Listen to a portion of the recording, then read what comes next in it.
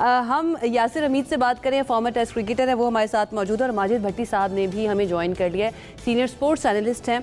तो मैं ज़रा माजिद भट्टी, तो ये जो हाथ ना मिलाना पाकिस्तानी क्रिकेटर्स के साथ या मोहसिन नकवी साहब से ट्रॉफी लेने से इनकार कर देना, गलती समझते हैं या आपका एनालिसिस क्या कहता है कि ठीक है उनको गुस्सा था तो वो जस्टिफाइड था? आप क्या कहेंगे इस पर? देखिए, सबसे पहले तो आशा और मुजम्मिल, आपका बहुत बहुत शुक्रिया। आपने हमें भी ऑड टाइम में ही thank you sir. We are grateful कि आप आते हैं जब भी हम आपको बुलाते हैं।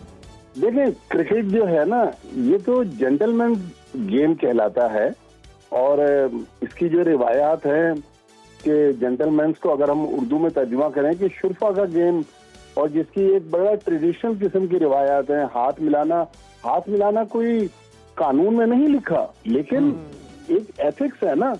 लेकिन भारत ने अपने पैसे के बलबूते पे और अपनी ताकत के नशे में सारी इखलाकियात को उबूर कर लिया। अब मैं थोड़ा सा आपसे ना, पता नहीं आपके पास कितना टाइम है, आपको बड़ी इंटरेस्टिंग 1-2 मिनट लेके कहानी सुनाता हूँ। प्लीज सुनाइए। जरूर जरूर प्लीज। सर। ये जो एशिया कप हुआ ना, मैं मौजूद था दुबई में, और मैं शायद, हो सकता है मैं गलत कह रहा हूँ, कि इस वक्त जो जितने भी पाकिस्तान में क्रिकेट के जर्नलिस्ट हैं ना, मैंने शायद सबसे ज्यादा भारत के दौरे किए। भारत की रीसेंट टाइम्स की बात कर रहा हूँ, पास्ट में हो सकता है कुछ और लोग हों। मैंने बायलैटरल सीरीज के अलावा IPL, ICL ये भी कवर किया है, और दुनिया भर में मैंने बेतहाशा क्रिकेट कवर की है।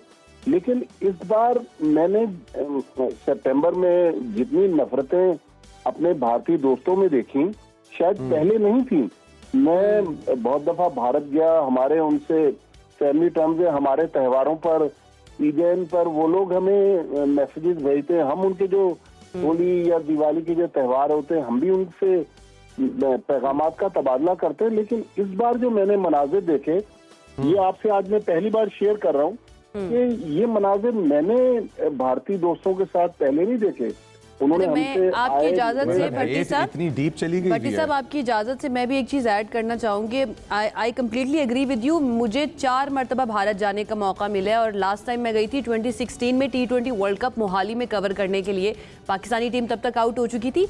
वहां पर जितनी मोहब्बत हमें 2016 के अंदर नजर आई, अब हमें महसूस नहीं होता। हमारे वहाँ पर बहुत सारे रिलेटिव्स अभी भी मौजूद हैं, और वो बताते हैं कि अब रवैया, अगर हम बात करें, जो अपने आप को कहते हैं कि हमारी कास्ट बेहतर है या अपने आप को सुपीरियर समझते हैं, हिंदुत्व नज़रिया जो है वो तंग करते हैं उनको। आपको याद होगा ज़ैनब, हमारी जो ब्रॉडकास्टर है, उनको वापस आना पड़ा था इंडिया से। जी, ज़ैनब अब्बास को।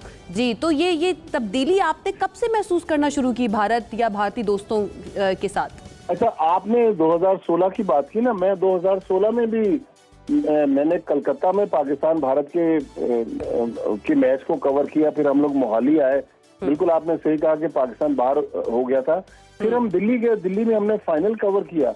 मैं 2023 में जो 50 ओवर का वर्ल्ड कप हुआ, उसमें भी भारत गया। भारत में हमें हमेशा की तरह, क्योंकि पाकिस्तान के मैचेस कलकत्ता में थे, चेन्नई में थे और बेंगलोर में थे, वहां बहुत मोहब्बत मिली। लेकिन ये 2025 में जो मैंने उनका रवैया देखा ना, ये बिल्कुल लग रहा था कि शायद बीजेपी ने जिस तरह नफरतों की बीज बोए थे, अब वो तनावर दरख्त बन गए।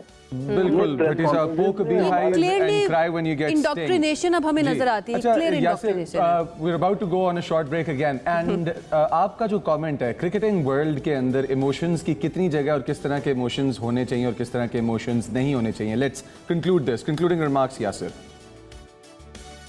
मुझे कह रहे हैं, देखिए इमोशनल होना, यासिर अच्छा यासिर को, जी देखिए इमोशनल होना, ये आपका एक होती है इमोशनल इंटेलिजेंस।